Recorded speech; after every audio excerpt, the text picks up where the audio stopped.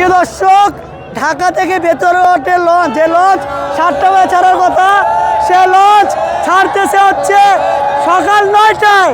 সকাল 9টায় টিপু 14 লঞ্চ ছেড়ে দিচ্ছে আমার দেশের ভোলা চরপেশনবাসী। আমি ড্রোন উড়িয়ে তাদের দেখাবো, দেখি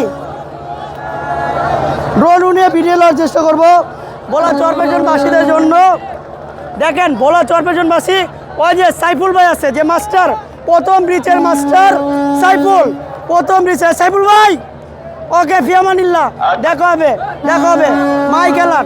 প্রায় হাজার হাজার যাত্রী নিয়ে ভোলা চরপেশনের উদ্দেশ্যে রওনা দিচ্ছে টিপু 14 লঞ্চ। দেখা যাক, এই যে টিপু এখান থেকে আসে, এখান থেকে দেখাই, সামনের ফোনটা দেখাই। টিপু 14 লঞ্চের মাস্টার ব্রিজের সামনে কোনো ইয়ে রাখা হয়নি। আমি যদি ড্রোন দিয়ে নিয়ে দেখাই, হ্যাঁ, টিপু 14 লঞ্চের পুরোটা ড্রোন দিয়ে দেখাবো।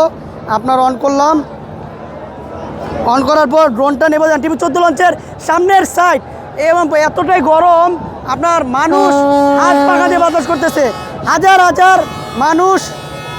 যে লঞ্চ ছাড়ার কথা হচ্ছে সন্ধ্যা 7টায়, যে লঞ্চ ছাড়ার কথা হচ্ছে সন্ধ্যা 7টায়, সে লঞ্চ ছাড়তেছে আপনার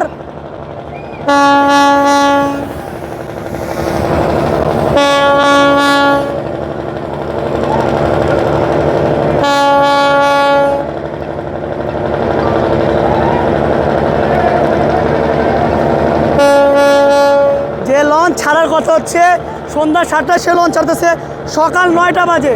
প্রিয় দর্শক, দেখতে পাচ্ছেন আমি ড্রোন দিয়ে এই টিপু 14 লঞ্চের ড্রোন শট নিচ্ছি। আমরা দেখাই, টিপু 14 লঞ্চ অলরেডি চলে যাচ্ছে। আর এটা হচ্ছে ভোলা চরপেশনের সবচেয়ে বড় লঞ্চ,